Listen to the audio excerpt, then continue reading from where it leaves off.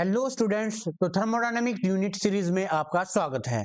तो आज हम इस वीडियो के अंदर एक इंपॉर्टेंट सा टॉपिक करेंगे जिसका नाम है हमारे पास लैटिस एनर्जी। तो देख लेते हैं भाई लैटिस एनर्जी क्या होता है। It is the amount of energy released when one mole of ionic compound is formed from the gaseous cation and gaseous anion. Amount of energy release कि कितनी अमाउंट ऑफ एनर्जी रिलीज हुई है जब एक mole of जो ionic compounds है वो बनता है, और वो किससे बनता है? कैटायन और एनायन से। क्योंकि हमें पता है जो हमारे पास आयनिक कंपाउंड्स होते हैं वो किससे मिलकर बने होते हैं? कैटायन से। कैटायन ऐसा आयन जिसके ऊपर पॉजिटिव चार्ज होता है उसको हम कैटायन कहते हैं, और ऐसा आयन जिसके ऊपर नेगेटिव चार्ज होता है उसे हम एनायन बोलते हैं। फॉर एग्जाम्पल जैसे NaCl। NaCl कैसे बना होगा? ये NaCl कैसे बना होगा? जब हमारे पास जो Na पॉजिटिव है और जो Cl नेगेटिव है वो आपस में जुड़ा होगा तो ये NaCl बन गया होगा, है ना। और ये वन मोल बन जाए, और ये हमारे पास मान लिया ये गैसियस हो और ये भी हमारे पास गैसियस हो। तो जब हमारे पास दो कैटायन और एनायन गैसियस फॉर्म के अंदर आपस में मिक्सअप करते हैं तो वन मोल ऑफ हमारा आयनिक कंपाउंड्स बन जाता है। उस टाइम पे जब एनर्जी बाहर रिलीज होती है तो उस एनर्जी को क्या कहते हैं? लैटिस एनर्जी बोला जाता है। बोलो भाई आया कि नहीं समझ में? ठीक है। अब लैटिस एनर्जी फाइंड आउट कैसे करते हैं, निकालते कैसे हैं? उसके लिए कोई भी डायरेक्ट मेथड और एक्सपेरिमेंट मेथड नहीं है, तो उसके लिए हम इनडायरेक्टली मेथड अप्लाई करते हैं। और इनडायरेक्टली मेथड के लिए एक मेथड दिया गया है जिसका नाम है हमारे पास बोर्न हैबर साइकिल। क्या नाम है भाई? Born Haber cycle. तो ये जो बोर्न हैबर साइकिल है उसे हम समझते हैं क्या होता है। बोर्न हैबर साइकिल पढ़ने से पहले सबसे पहले हमें यह पता होना चाहिए कि हीट ऑफ फॉर्मेशन क्या होती है। बताओ, हीट ऑफ फॉर्मेशन क्या होती है? जिसको हम HF से डिनोट करते हैं, ठीक है। तो it is the amount of heat released when one mole of compound is formed from its element in pure and stable state. ये अमाउंट ऑफ हीट कितनी रिलीज हुई जब एक मोल कंपाउंड बनेगा? किससे बनेगा? फ्रॉम इट्स एलिमेंट से। और जो एलिमेंट्स है वो प्योर होने चाहिए, स्टेबल स्टेट के अंदर होने चाहिए। फॉर एग्जाम्पल मेरे पास सोडियम है, ये सॉलिड स्टेट के अंदर है क्योंकि ये नॉर्मल स्टेट के अंदर, सॉलिड स्टेट के अंदर एग्जिस्ट करता है। उसके बाद हमारे पास क्लोरीन गैस है ना। और ये दोनों आपस में कंबाइन करें तो हमारे पास NaCl बन जाएगा। और ये जो NaCl है ये सॉलिड फॉर्म के अंदर है। जो NaCl है वो किसकी फॉर्म में है भाई? सॉलिड फॉर्म में है।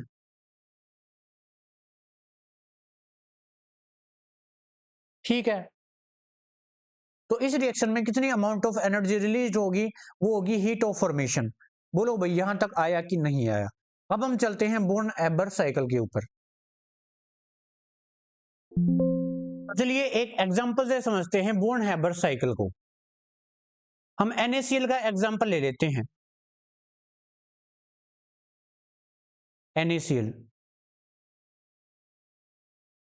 हम सबको पता है जो NaCl होता है वो Na पॉजिटिव और Cl नेगेटिव से मिलकर बना होता है।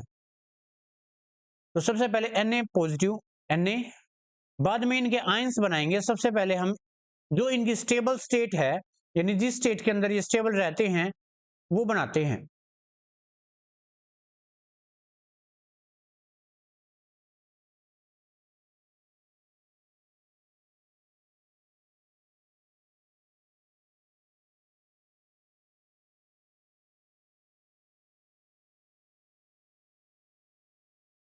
देखो भाई ये जो Na हमारा वो सॉलिड स्टेट के अंदर होगा क्योंकि ये स्टेबल स्टेट के अंदर, सॉलिड स्टेट के अंदर रहता है। तो सबसे पहले जो लैटिस एनर्जी हमने पढ़ा था कि जब कोई भी दो गैसेस कैटायन और एनायन आपस में रिएक्ट करके one mole of crystalline solids बनाए उन्हें हम क्या कहते हैं? Lattice energy. तो यहाँ पे सबसे पहले इसको सॉलिड से गैसेस फॉर्म के अंदर ले जाना पड़ेगा। ऐसी प्रोसेस जिसके अंदर सॉलिड से गैसेस के अंदर कन्वर्ट हो उसको कौन सी प्रोसेस बोलते हैं बताओ? सब्लिमेशन। और वो एनर्जी हमें देनी पड़ेगी यहाँ पर, तो वो पॉजिटिव साइन के साथ आएगी। मैं यहाँ पर लिख देता हूं, ठीक है।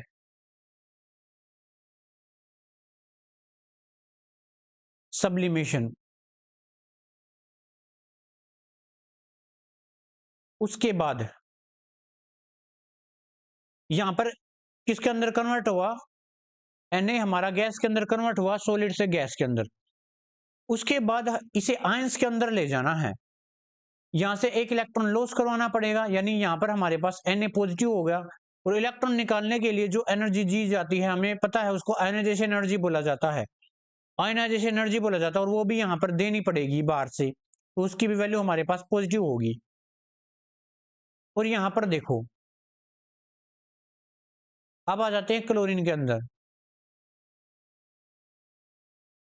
क्लोरीन के अंदर पहले ही हमारे पास गैसेस फॉर्म के अंदर है ये, तो क्लोरीन हमारे पास यहाँ पर कितने हैं भाई, दो हैं, देखो दो हैं। तो एक एक अलग अलग करेंगे, तो एक क्लोरीन और दूसरे क्लोरीन क्लोरीन के बॉन्ड को तोड़ेंगे बीच से, तो यहाँ पे एक क्लोरीन बच जाएगा, क्लोरीन गैस।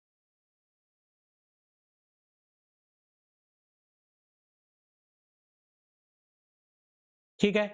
और यहाँ पर हमारे पास बॉन्ड डिसोसिएशन एनर्जी होगी, वो देंगे बाय में 2, क्योंकि ये दो थे, इनका आधा आधा किया है। अब यहाँ पर इसको एनायंस के अंदर कन्वर्ट करेंगे, एनायन के अंदर यानी Cl नेगेटिव के अंदर, यानी हम इलेक्ट्रॉन देंगे बाहर से।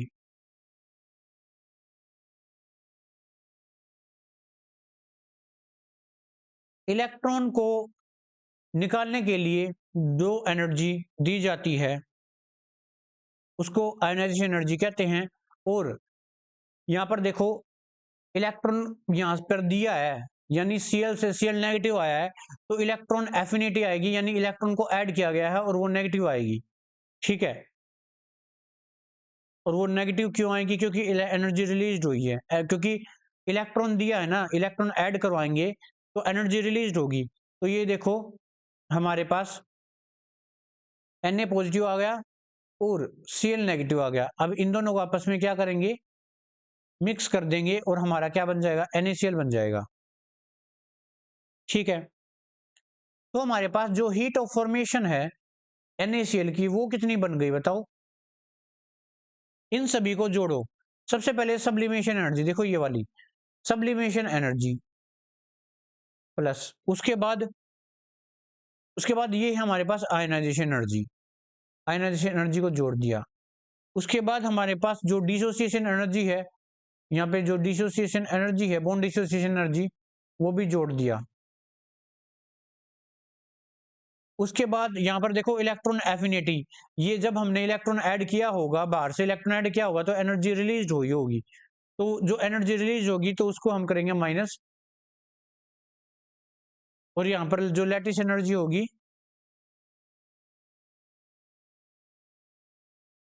वो भी माइनस करेंगे। अब यहाँ पे लैटिस एनर्जी क्यों आई है, ये हम बाद में पढ़ेंगे हीसीज लॉ के अंदर। तो जितनी एनर्जी हमारे पास होगी उन सभी को ऐसे सोल्व कर लेंगे, तो हमारे पास क्या आ जाएगा भाई, क्या आ जाएगा, हीट ऑफ फॉर्मेशन आ जाएगा। ठीक है। तो ये था हमारे पास एग्जाम्पल।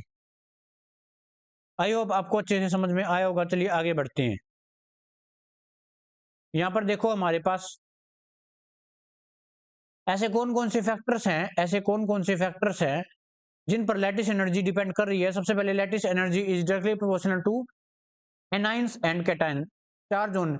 जितना ज्यादा चार्ज है एनाइन और कैटायंस के ऊपर, उतनी ही लैटिस एनर्जी ज्यादा होगी। तो हम ये लिख सकते हैं, जो हमारे पास लैटिस एनर्जी है वो डायरेक्टली प्रोपोर्शनल होगी चार्ज के, है ना।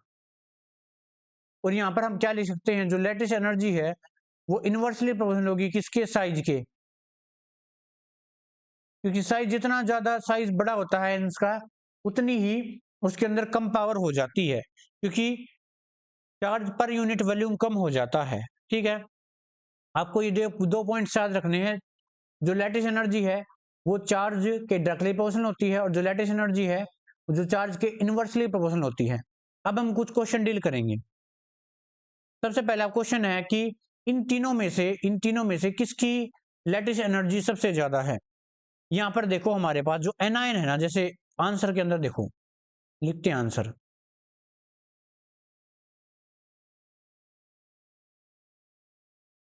यहां पर हमारे पास है NaF,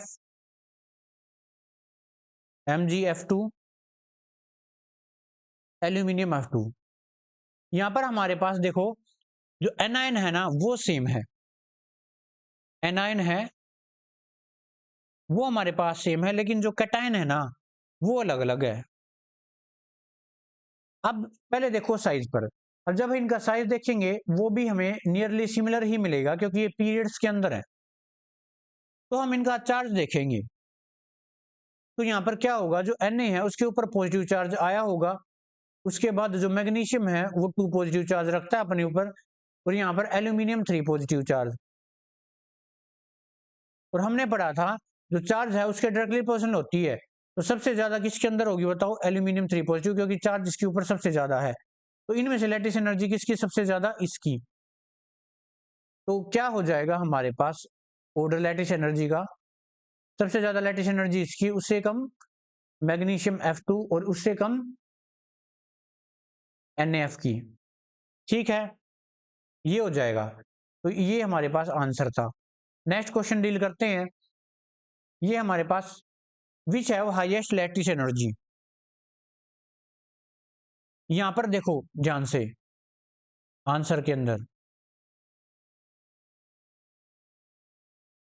यहां पर हमारे पास है Na2O, ऑक्सीजन है भैया पे, ठीक है।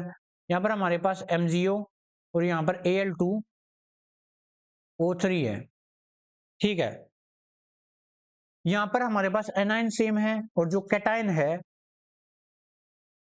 वो क्या है भाई, हमारे पास कैटाइन वो अलग अलग है। अब इनका चार्ज देखो, Na पे हमारे पास पॉजिटिव चार्ज होगा इस मॉलिक्यूल्स के अंदर, मैग्नीशियम पे हमारे पास 2 पॉजिटिव चार्ज होगा, एल्यूमिनियम पे हमारे पास 3 पॉजिटिव चार्ज होगा। तो सबसे ज्यादा किसकी, एल्यूमिनियम, क्योंकि जितना हमारे पास चार्ज होता है उतनी लैटिस एनर्जी हाई होती है, तो सबसे ज्यादा लैटिस एनर्जी किसकी होगी, Al2O3 की, उससे कम MgO और उससे कम हमारे पास Na2O इसकी होगी, ठीक है। ये आपको याद रखने हैं। नेक्स्ट है लिथियम 2O, लिथियम ऑक्साइड और नाइट्रोजन आगे, विच हैव हाईएस्ट लैटिस एनर्जी। यहां पर देखो लिथियम Li2O है और Li3N है, यानी कैटाइन सेम है हमारे पास, कैटाइन सेम है हमारे पास, एनायन अलग अलग अब की बार। तो इन दोनों पर चार्ज देखो, ऑक्सीजन पर 2 नेगेटिव और चार्ज होता है, और नाइट्रोजन इधर, इधर नाइट्रोजन पर हमारे पास 3 नेगेटिव चार्ज है। इनमें से किसका ज्यादा चार्ज, नाइट्रोजन का। तो Li2 की लैटिस एनर्जी ज्यादा हो जाएगी Li3N की, ठीक है। हम यहाँ पर नेक्स्ट क्वेश्चन है इसका आंसर कर लेते हैं। NaCl और KCl, इनमें से किसकी लैटिस एनर्जी ज्यादा। देखो भाई NaCl और KCl, यहाँ पर कैटायन अलग अलग है, एनायन सेम है, तो कैटायन की बात करते हैं। यहाँ पर देखो Na पॉजिटिव और K पॉजिटिव, दोनों पर साइज दोनों का जो चार्ज है वो बराबर है। अब साइज के फैक्टर पर देखते हैं। Na का जो साइज है वो कैसा होता है, बड़ा होता है, क्योंकि फर्स्ट पीरियड के अंदर देखो भाई hydrogen, lithium, sodium, potassium, rubidium और सीजियम। जब हम ऊपर से नीचे जाते हैं तो जो हमारे पास साइज होता है वो बड़ा होता जाता है, ठीक है। तो हमारे पास किसका साइज बड़ा, इनमें से किसका साइज बड़ा, पोटेशियम का साइज बड़ा है, इसका छोटा है, और साइज पर इनवर्सली प्रोपोर्शनल थी। तो इनमें से किसकी ज्यादा लैटिस एनर्जी हो जाएगी, देखो साइज के इसका बड़ा है, लेकिन लैटिस एनर्जी किसकी ज्यादा हो जाएगी, NaCl की, क्योंकि इसका साइज छोटा है। तो ये था भाई, तो ये हमारे पास लैटिस एनर्जी का टॉपिक था। नेक्स्ट टॉपिक नेक्स्ट वीडियो के अंदर करेंगे, तब तक के लिए थैंक यू।